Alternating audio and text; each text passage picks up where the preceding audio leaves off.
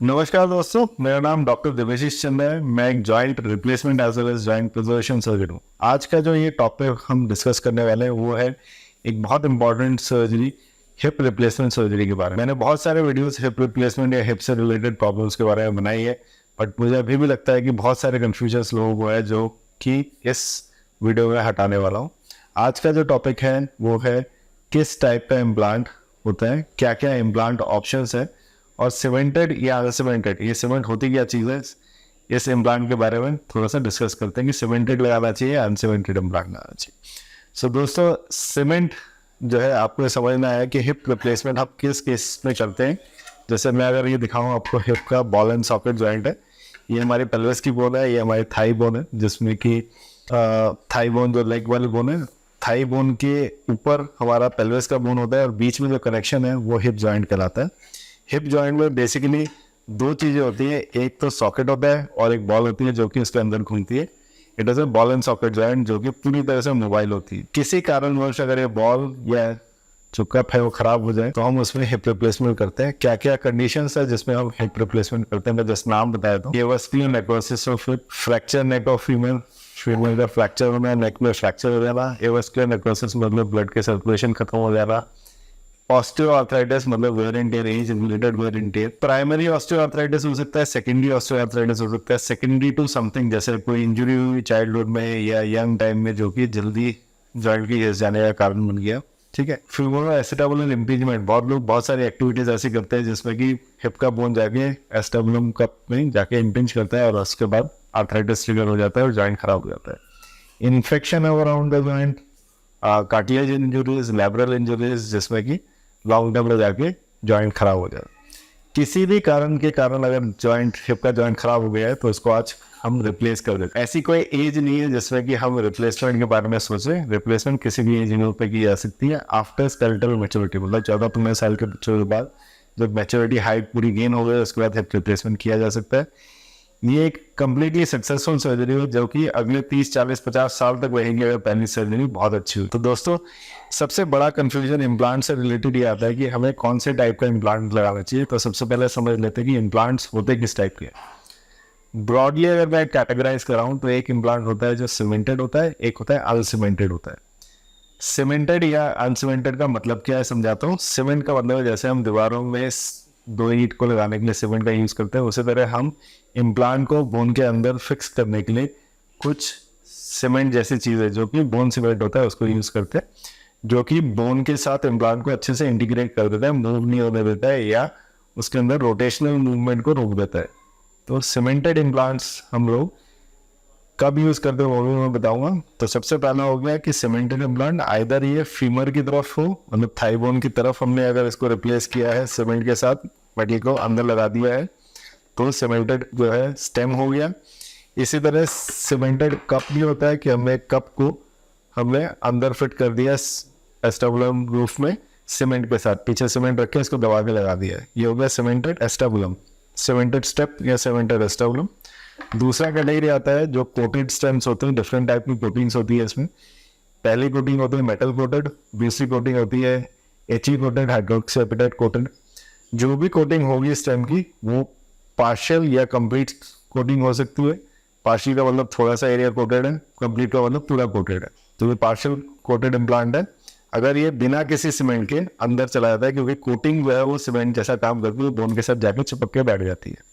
सो ये हो गया अनसीमेंटेड स्टेम।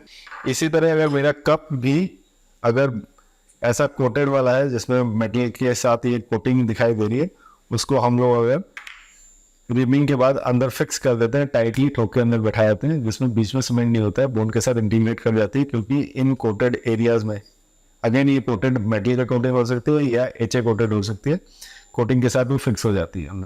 इसे कहते हैं सीमेंटेड या अनसीमेंटेड इम्प्लांट। ठीक है। अब इनका मिक्स एंड मैच भी किया जा सकता है।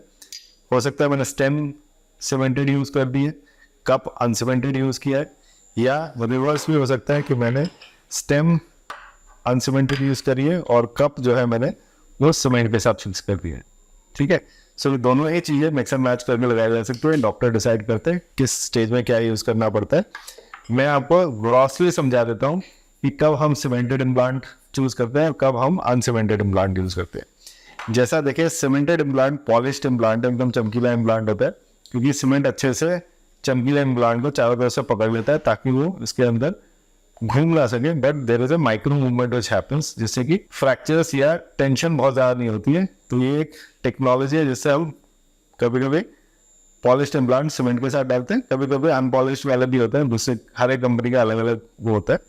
तो सीमेंटेड इम्प्लांट हम कब डालते हैं उसको अगर हम समझना चाहें, जब हमारी बोन स्टॉक खराब हो बहुत ज़्यादा, मतलब कि बोन्स की क्वालिटी बहुत सॉफ्ट हो। जैसे सोचिए लकड़ी जो है वो बहुत सॉफ्ट है, तो आप क्या करोगे, लकड़ी पर जब भी स्क्रू कसोगे तो साथ में पुट्टी हम डाल के कस देते हैं, उसी तरह बोन सीमेंट हम डाल के इम्प्लांट डाल देते हैं। आजकल सीमेंटेड इम्प्लांट यूजुअली इंडिया में एल्डरली मेल्स के लिए या फीमेल्स के लिए यूज़ किया जाता है। जैसे फीमेल्स में 70, 80, 90 के पेशेंट्स में, एल्डरली मेल्स जैसे 75, 80, 85, 90 के या उससे ऊपर वाले लोगों में सीमेंटेड इम्प्लांट जब बोन्स सॉफ्ट हो। अगर आपकी बोन की क्वालिटी बहुत अच्छी है तो प्रेस फिट इम्प्लांट्स मतलब कि अनसीमेंटेड इम्प्लांट्स ही हम यूज़ करते हैं, क्योंकि वो जाके बोन के साथ बढ़िया से इंटीग्रेट कर जाती है। देखा गया है वो स्टडीज़ की अनसीमेंटेड इम्प्लांट अगर प्रेस फिट बहुत अच्छे से हो तो सालों साल चलते हैं, ठीक है। और सीमेंट इम्प्लांट में क्या होता है कि क्योंकि सीमेंट और बोन के बीच में गैप रहता है, सीमेंट और इम्प्लांट के बीच में गैप रहता है, तो there is a possibility always loosening के चांसेस रहते हैं बोन की क्वालिटी खराब होने के कारण। तो आजकल यंग पेशेंट्स में हम लोग सीमेंटेड इम्प्लांट्स यूज़ नहीं करते, बट मेनी टाइम्स, जैसे मैं आपको एग्जांपल दे देता हूँ, मैंने किसी एक का पुराना स्टेम निकाला, बहुत सीमेंट डब्बे भरी हुई है, मैं सीमेंट को निकालने में बोन को भी खराब करूँगा, इसलिए मैं छोटा stem short stem implant revision surgery के समय डाल देता हूँ सीमेंटिंग करके। या मैं लॉन्ग सीमेंटेड इम्प्लांट ऑल लाता हूँ, अनसीमेंटेड इम्प्लांट लाता हूँ, लॉन्ग सीमेंट मतलब जितना सारा सीमेंट लगा है दोबारा से और ज़्यादा सीमेंट के साथ फिक्स करता हूँ। तो बहुत सारे डिफरेंट मिक्स एंड मैचेस होते हैं, बट डॉक्टर आपको ये डिसाइड करेगा कि कौन सा इम्प्लांट आपके लिए बेस्ट है। ग्रॉसली बता देता हूँ, uncemented implant for young patients, young athletic patients जिनकी बोन क्वालिटी बहुत अच्छी है, उनमें जिनमें बोन ऑस्टियोपोरोटिक या सॉफ्ट है, उनमें हम लोग सीमेंटेड इम्प्लांट। सिमिलरली कप के केस में हम लोग ऑलवेज ट्राई करते हैं कि अनसीमेंटेड लगे, क्योंकि अनसीमेंटेड इम्प्लांट बोन के साथ अच्छे से इंटीग्रेट कर जाता है। इसकी जो पोरस कोटिंग होती है, एच कोटिंग होती है, उस पर बोन ग्रो भी कर जाती है। तो बोन ग्रो करती है तो हिलेगा नहीं और सालों साल रहेगा। तो इसलिए आज के दिन पे सब लोग ट्राई करते हैं मैक्सिमम टू मैक्सिमम कि हम अनसीमेंटेड कप ही लगाएं, क्योंकि देखा गया है बिकॉज ऑफ स्ट्रेस राइजर, जो प्लास्टिक के कप्स होते थे, बहुत ज़्यादा स्ट्रेस होने के कारण वो सीमेंट के साथ मूव करते हैं उस जगह पे, क्योंकि उसी पर सबसे ज़्यादा मूवमेंट हो रहा है और लूजनिंग के चांसेस ज़्यादा दिखाई देते हैं। एसिटामुलम में सीमेंटेड कप ज़्यादा चांसेस हैं फेलियर के, अनसीमेंटेड के लगाने की कोशिश करते हैं। जैसे भी बोन क्वालिटी होती है, बहुत समय एसिटामुलम जो पेल्विस की बोन होती है हमेशा स्ट्रॉन्ग मिलती है, तो हमें 99% हमेशा अनसीमेंटेड कप वहाँ पे हम लगा सकते हैं, बट रेयरली 1%, 10% केसेस में हमें सीमेंटेड को लगाने की जरूरत। बट लॉन्गर रन में अनसीमेंटेड इम्प्लांट ज़्यादा बेटर है एज कम्पेयर टू सीमेंटेड इन एसिटामुलम। अगर हम सीमेंटेड अनसीमेंटेड स्टेम के बारे में बात करें तो ऑलमोस्ट रिजल्ट्स नेग्लिजिबली डिफरेंस है, बहुत ज़्यादा खराब वो नहीं है। जैसे कि मैं अगर बोलूँ कि यूके में सबसे ज़्यादा यूज़ किया जाता है सीमेंटेड स्टेम और अमेरिका में सबसे ज़्यादा यूज़ किया जाता है अनसीमेंटेड स्टेम, तो दोनों के रिजल्ट्स पे लॉन्ग टर्म मतलब 30, 40, 50 साल के डिफरेंसेस में अच्छी बोन क्वालिटी कोई डिफरेंस नहीं है। इसलिए यूके वालों ने चेंज नहीं किया है, ये न्यूयर इम्प्लांट है। बट क्योंकि इंडिया की कुछ ये है कि हम लोग बहुत सारी चीज़ें यूएस की फॉलो करते हैं, तो अनसीमेंटेड इम्प्लांट हमारे यहाँ सबसे ज़्यादा चलता है। हमारे यहाँ cemented implant only and only old patients के लिए रखा गया है। अब एक और चीज़ होती है कि जो मेटल बेयरिंग सरफेस होता है, इसमें हम जो हेड लगाते हैं वो मेटल का लगाए या सिरामिक का लगाए। सिरामिक इस तरह का होता है पिंक कलर का और ये मेटल का होता है। Ceramic liner always young patients में हम लोग प्रेफर करते हैं, मेटल लाइनर हम लोग हमेशा एनी एज ग्रुप में या कॉस्ट का जहाँ पे कंसिडर होता है तो metal on poly is the right one.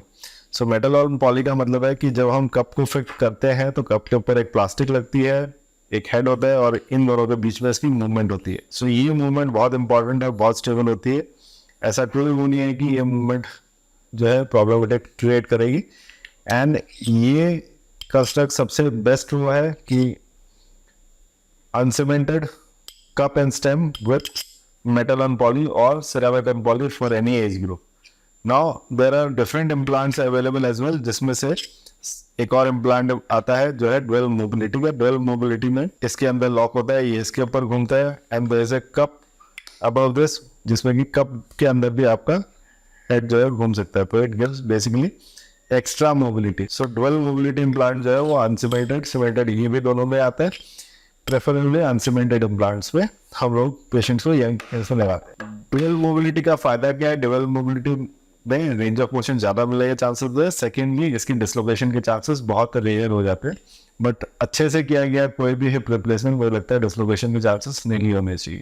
दोस्तों, अगर आपको हिप रिप्लेसमेंट से रिलेटेड कोई भी कंफ्यूजन हो तो मुझे लगता है आप इस वीडियो को देखें इम्प्लांट्स के related. Rather than company I would suggest कि आप सीमेंटेड एंड अनसीमेंटेड पर जरूर डिसाइड करें। यंग पेशेंट में सीमेंटेड नहीं लगाते हैं, अनसीमेंटेड लगाते हैं, साथ में सिरेमिक के लाइनर्स मोर सक्सेसफुल रहते हैं। अगर आपको इससे रिलेटेड कोई भी सवाल है पूछना चाहता है तो नीचे दिए गए नंबर पर ज़रूर पूछें, मुझे आके दिखाएं। अपनी एक्सरेज वीडियोस को आप शेयर कर सकते हैं, मैं उनके ये आपको परफेक्ट सोल्यूशन बताऊंगा। अगर आपको इसके बाद भी कंफ्यूजन रहता है कि कौन सा इम्प्लांट लगाना है तो डेफिनेटली डू आस्क अस।